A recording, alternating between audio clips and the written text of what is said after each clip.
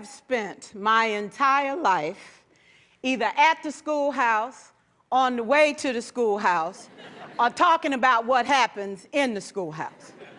Both my parents were educators. My maternal grandparents were educators. And for the past 40 years, I've done the same thing. And so needless to say, over those years, I've had a chance to look at education reform from a lot of perspectives. Some of those reforms have been good, some of them have been not so good.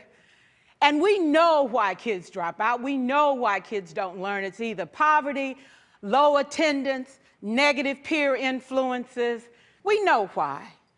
But one of the things that we never discuss, or we rarely discuss, is the value and importance of human connection. Relationships. James Comer says that no significant learning can occur without a significant relationship. George Washington Carver says all learning is understanding relationships. Everyone in this room has been affected by a teacher or an adult. For years, I have watched people teach.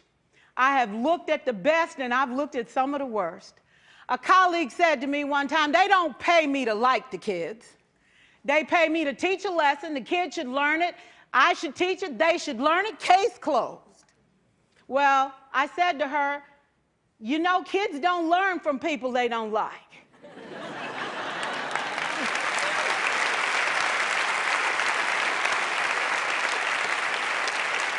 She said, that's just a bunch of hooey. And I said to her, well, your year is going to be long and arduous, dear. Needless to say, it was. Some people think that you can either have it in you to build a relationship or you don't. I think Stephen Covey had the right idea. He said you ought to just throw in a few simple things, like seeking first to understand as opposed to being understood. Simple things like apologizing. You ever thought about that? Tell a kid you're sorry, they're in shock. I taught a lesson once on ratios. I'm not real good with math, but I was working on it. And I got back and looked at that teacher edition. I taught the whole lesson wrong. So I came back to class the next day and I said, look, guys, I need to apologize. I taught the whole lesson wrong. I'm so sorry. They said, that's okay, Miss Pierson. You were so excited. We just let you go.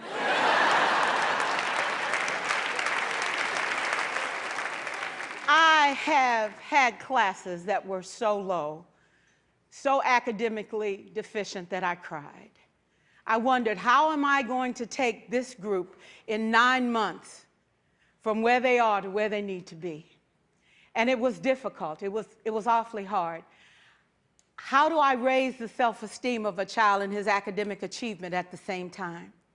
One year I came up with a bright idea. I told all my students, you were chosen to be in my class because I am the best teacher and you are the best students. They put us all together so we could show everybody else how to do it. One of the students said, really? I said, really? We have to show the other classes how to do it. So when we walk down the hall, people will notice us. So you can't make noise, you just have to strut.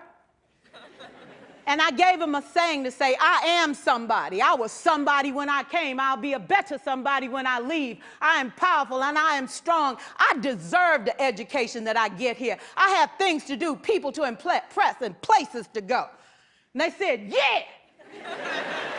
You say it long enough, it starts to be a part of you. And so,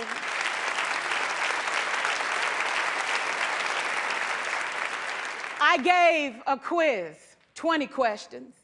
Student missed 18. I put a +2 on this paper and a big smiley face. He said, Miss Pierson, is this an F? I said, yes. He said, then why'd you put a smiley face? I said, because you on the roll. You got 2 right, you didn't miss them all. I said, and when we review this, won't you do better? He said, yes, ma'am, I can do better. You see, -18 sucks all the life out of you. +2 said, I ain't all bad.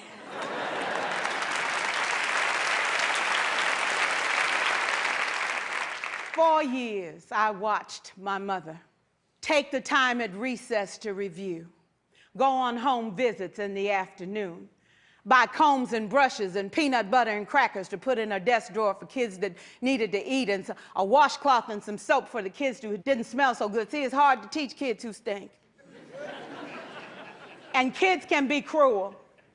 And so she kept those things in her desk, and years later, after she retired, I watched some of those same kids come through and say to her, you know, Miss Walker, you made a difference in my life. You made it work for me. You made me feel like I was somebody when I knew at the bottom I wasn't.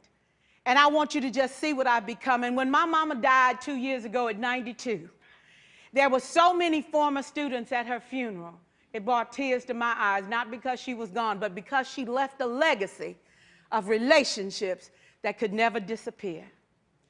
Can we stand to have more relationships? Absolutely. Will you like all your children? Of course not. And you know your toughest kids are never absent.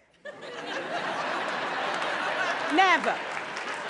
You won't like them all, and the tough ones show up for a reason. It's the connection, it's the relationships. And while you won't like them all, the key is they can never, ever know it. So teachers become great actors and great actresses, and we come to work when we don't feel like it, and we listen to policy that doesn't make sense, and we teach anyway. We teach anyway because that's what we do. Teaching and learning should bring joy.